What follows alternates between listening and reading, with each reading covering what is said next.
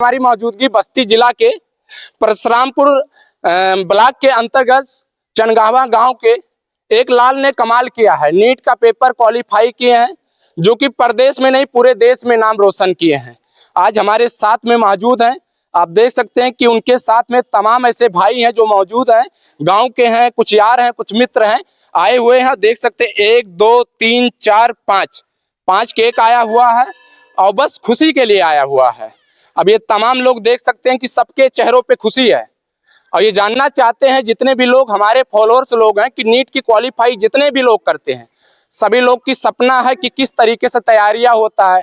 उन्हें कोई बताने वाला नहीं है, कोई गाइड करने वाला नहीं है, जो गांव में रहते हैं, जो घरों में रहते हैं। एक छोटे से गांव से निकलकर और पूरे प्रदेश नहीं पूरे देश में अगर नाम रोशन करते हैं तो वो एक अपने आप में सबसे बड़ी बात कहा जाता है। और जिस गांव में लोग पैर खींचने का प्रयास करते हैं, जिस गांव में किसी को शिक्षा को लेकर ज्यादा नहीं बताया जाता है, न ज्यादा पढ़ाया जाता है, उस गांव से अगर एक लाल निकल कर पूरे भारत में अगर नाम रोशन करना चाहता है, किया है, तो आइए हमारे साथ शख्स मौजूद हैं। सबसे पहले हम बधाई देंगे माला के साथ में। बहुत बहुत बधाई हो आपको।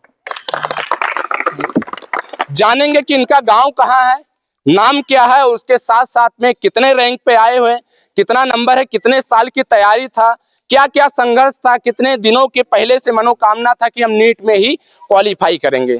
आइए हमारे साथ में जुड़े हुए हैं। सबसे पहले हमारे चैनल पे बहुत बहुत स्वागत है आपको। धन्यवाद। ये बताइए कि आप नीट क्वालिफाई किए हैं, इसके पहले आप दर्शकों को बताइए अपना एड्रेस, अपना नाम बताइए, पिता का नाम बताइए और अपने गांव का नाम बताइए। हमारा नाम सुरेश कुमार यादव है। हम जिला बस्ती, थाना परशुरामपुर, ग्राम चनगावा, पोस्ट सिंगिनारी से हैं। अच्छा। हमारे पिता का नाम रामकृष्ण यादव और फत्ते यादव है।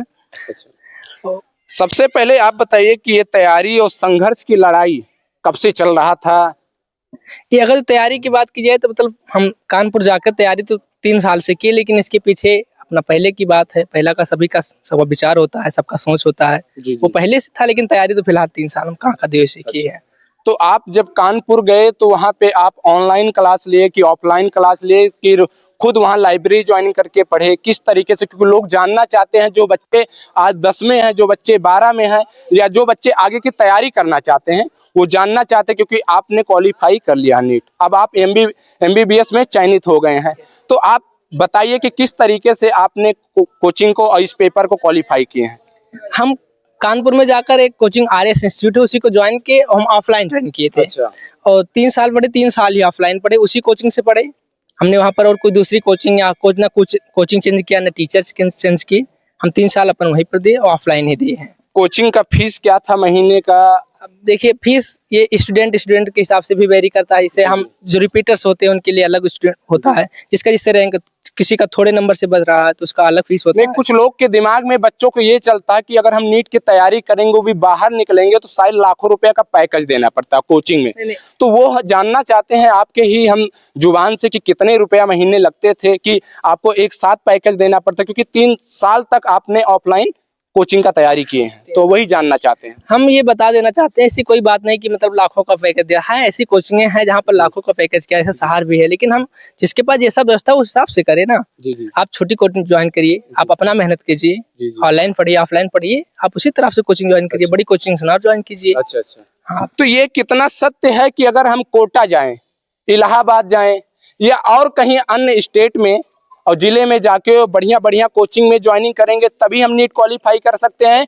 कि हम कानपुर हो, हम लखनऊ हो, अयोध्या भी रहकर क्वालिफाई कर सकते हैं? कुछ ऐसे भी बच्चे हैं जो UPSC, नीट, IIT घर से भी निकाले हैं। तो ये आप बताइए कि क्या कोचिंग पढ़ के ही कोई क्वालिफाई कर सकता है नीट का, कि खुद से ही संघर्ष करके कर सकता है? जैसे जो पढ़ने वाले हैं उनके लिए कोई क्राइटेरिया नहीं है, जो मेहनत करने हैं उसका कोई क्राइटेरिया नहीं कि कोई कोटा जाए या कानपुर जाए या कहीं बाहर से ही जाए। जो पढ़ना चाहता है वो कहीं भी रिसोर्सेज उसे मिले, कहीं से भी पढ़ सकता है। वो पढ़ने वाले के ऊपर डिपेंड करता है, आप कहाँ से पढ़ना चाहते हैं, कैसे पढ़ना चाहते हैं। ये मन में सपना कब से आया कि मुझे डॉक्टर ही बनना है, और डॉक्टर बनने के लिए चूज ही क्यों किया गया? कुछ ना कुछ आगे की भविष्य में सोच होगा, कुछ प्लानिंग था, तो आपने नीट को चूज किया। और भी नीट वो एग्जाम है जो IAS, PCS और IIT का सबसे मतलब भारत की सबसे बड़ी एग्जाम से कहा जाता है। तो एक छोटे से घर से निकले हुए, छोटे से गांव से निकले हुए और नॉर्मल फैमिली से बिलोंग करते हैं, इतनी बड़ी सपना कैसे सोच लेते हैं? क्योंकि आजकल के लोग कहते हैं कि जितना चादर पैर उतने ही पसारना चाहिए। तो आपने इतना बड़ा उपलब्धि क्लियर किए, लेकिन सोच कहाँ से इतना आया आपके बाद? देखिए, हम इसके लिए बता देना चाहिए, कोई भी से जो बड़ी परीक्षाएं हैं जैसे IIT, नीट, UPSC, इनमें सबसे बड़ी अच्छी बात ये है कि जो ये छोटे-छोटे एग्जाम्स हैं या यूपी बोर्ड के एग्जाम्स हैं, इस तरह की कोई एबनॉर्मलिटी किसी एक साल हो जाए बात अलग, नहीं ऐसी नहीं होती। और इसमें किसी का भी कोई पैसा नहीं लगता, ना मतलब आप कितने भी पैसे वाले हो, आपको एग्जाम देना है। आप बहुत, हम 1-2 को नहीं कह सकते, नहीं तो इस